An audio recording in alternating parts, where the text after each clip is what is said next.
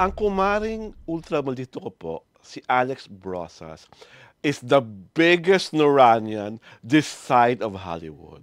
Kaya imposibleng hindi namin bigyan ng pagpupugay ang natatanging superstar si Nora Honor at na isa rin nating national artist for Film and Broadcast Arts. Siyempre, lahat po tayo ay nagpaalam na sa ating nag-iisang superstar, si Dora Honor. Napanood po natin sa TV ang kanyang necrological service at ang kanyang pagpapalibing sa libingan ng mga bayani.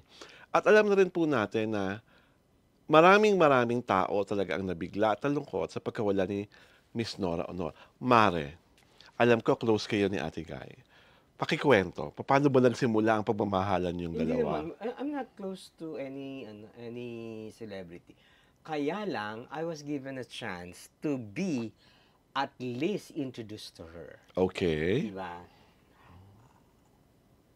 I was in showbiz October 19, Ade, Becca, cut 1989. muna tayo. Before that history, when you first heard about the news, ano naging reaction mo? Kasi I heard it from nagising ako, my sister Lisa, Mhm. yung sumunod sa akin, nakasama ko sa bahay. Mahilig sa Facebook yun. Sabi, ay, patay na si Nora Honor. Mm. So bagong gising ako. Ah, Fake news lang yan, Tapos, anong sinabi mo patay na si Nora Honor? Sabi ko sa kanya, eto, nasa Facebook. mm. So when you saw it, when you read it, So, anong yan? So, nagbukas na ako ng Facebook ko. Ay, oo nga. Ay, ang daming entry. Panay Ate Guy. So, that's the only time I believe. mhm. Tapos parang, nag-flashback. My God. Oh, yun na yung mga flashback niyo. When was the last time you saw her? The last time I saw her was last year, 2024. Ang tawag doon? 2024 ba? 2023. Sa ni Edward de la Cuesta. Edward de la Cuesta Studio kasi nag-tutorial si John Rendes for his Okay. First new album. Tapos Ate Guy was there. Parang sickly pa nga siya kaya nakaano siya. Nakamask. Nakamas. So we were just three. Ako, si Robert Requentina, Bobby Requentina, tsaka si Jerry Olea. Tatlo lang kami. Tapos first time na ma-interview na kaya excited si Bobby Tapos kinento pa niya yung Papa niya. niyang pulis na di ba? Kung paano niya tinakasigay sa crowd. That was the last time. Pero the last time na nakausap ko siya over the yun. phone Yes. was September 30, 2024. Okay. Tumawag si Rodel. Yes, publicist niya. Publicist niya. Alice, may gusto ko mausap sa'yo. Sabi, so napaisip ko sino?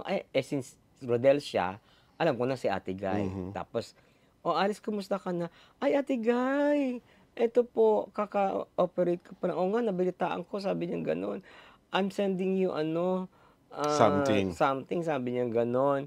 Pangdagdag mo lang sa medicine mo, sabi niya gano'n. Tapos, si Rodel ang anuhin mo, ang kulitin mo, sabi niya gano'n. Pero I'll give the money to him now, sabi niya gano'n. Tapos, sabi niya, ano ba bang kailangan mo? Meron pa po akong kailangan gawin saan after the operation.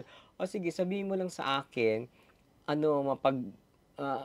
kung magkano yan, natin yan, mapagtutulungan natin yan. Sabi niya gano'n. That was her last message to me. Ang sweet. Na talagang, oh my God, alam ko may sakit na rin siya Oo. Kaya I did not Actually, meron talaga siyang sakit na kaya iniinda. I did not pursue it na. Oo. Pero dahil- that was the last time I talked to her and that was September 30, 2024. Your favorite Nora Honor films?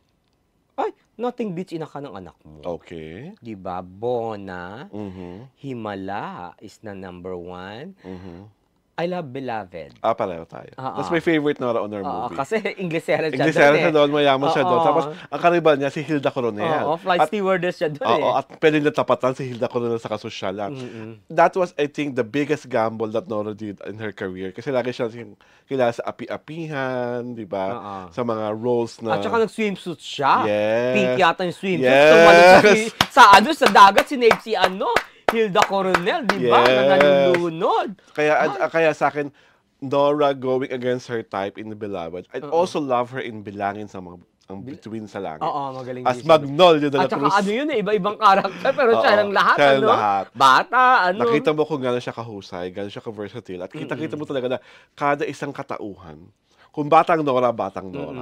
Yung dalagang Nora. Yung Donyang Nora. Ibang ano nun? Oo. Ibang transition. At it was one of the greatest films of Elwood Perez. At saka I like Atsay. Kasi doon siya nanalo ng Best Performer. Best Performer. Walang Best Actor, walang Best Actor. Best Performer! And I think the trophy, the Best Performer's trophy, was one of those in display sa wake niya. Talaga? Oo, the Best Performer trophy, her trophy in Cairo, naka-display doon. Yung her trophy, yung National Artist Medallion niya, naka-display doon. Naka-display. Yung mga bagay-bagay na naka-display doon. Tapos, I think also on the side of near the Ataol was a painting of Coque Laurel. Oo. Of hers. Oo, meron Kasi siya. di ba ginawa siyang music Coque Laurel na May isang pang painting na hindi niya nakita eh. Oo, basta merong Hindi niya nakita. painting na of Coque na dinala doon. Oo. I first met her 1989, I think. Hindi ko alam kung Star Awards. Dumaan siya. Ay, si Ate Guy. Speechless ako. Ay, naloka Nabasa si ko Ate ngayon sa Guy. post mo sa Facebook. Di ba Starstruck, super starstruck ako ka. Tapos the second time was yung kasi si Almed Garcia of Backroom. Sabi niya, Alex, sama mo ako dito. Ewan ko kung anong yun. Basta parang Derek Ramsey, parang signed up Nora Honor for a movie beata. Tapos there was Ate Guy singing.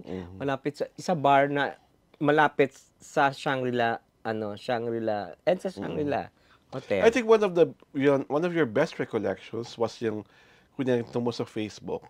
Nag-speech ka about her. Oo. Tapos hinaling niyang yakapin ka. Oo. Kasi nabaliw siya alam mo naman ako, Inglesera ako, di ba? English.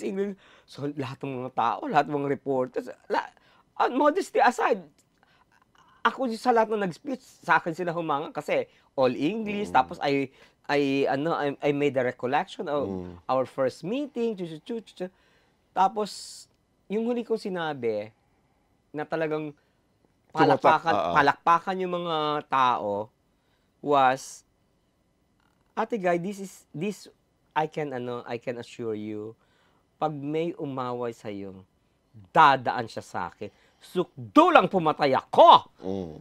Ay, clap yung mga tao. Mga Noranian. Mga Noranians. Tapos sabi niya, anak, halika nga, payakap. Parang until now nga eh. Reminiscing, looking back, parang feel ko pa yung yakap niya sa akin. And speaking of reminiscing, another great musical icon rin ang nawala, si Ginoong Haji Alejandro, because of his stage 4 colon cancer. Si Haji po ang boses behind sa magagandang kantang tulad ng Kay Ganda ng Ating Musika, May Minamahal, Nakapagtataka, Panakip Butas, at maraming pang iba. During the height of the Manila Sound, si Haji Alejandro po ay tinawag na kilabot ng mga Koleyala at siya ang biggest singing rival ni Macho Guapito Rico Puno. Diba? At nakakalungkot, syempre, dahil parang nakakalungkot lang itong Abril kasi ang namin nating icons na isa-isang pumanaw. At nakakatuwa rin na ang presidente natin, si President BBM, nagbibigay ng Presidential Medal of Merit para sa 4 na babaeng espesyal na nagbigay ng magkalaking kontribusyon sa kultura at mga sining. Ito po sina Miss Gloria Romero, si Pilita Corrales, si Nora Honor, at of course, si Miss Margarita Flores. So, mangyayari po yan sa Malacanang. So, nakakatuwa. Sobrang ako natuwa na si President BBM at si First Lady Lisa Araneta, dumalaw, di ba? Yeah, oo. Dumalaw sa lamay. That was such a beautiful, beautiful act and making the araw of her libing as a national day of mourning Oo na nga. may Malacanang order. Ganong kataas, Nora, April 22 yata. April 22, ganong kataas yung respeto at pagmamahal. So, ibig sabihin, from then on, April 22, Yes, every yes, April. yes. Ano, it's not a holiday. Hindi siya Basta holiday, but it will be remembered as a national day of mourning for Nora for Honor. Nora Honor. Diba? Oo. So, Ate Guy, alam namin nasa langit ka na. Thank you so much for your artistic and cultural contributions. Ganun din po kay Mr. Haji Alejandro. Inaanyayahan po namin kayo mag-subscribe sa aming YouTube channel, sa Jayo Terada.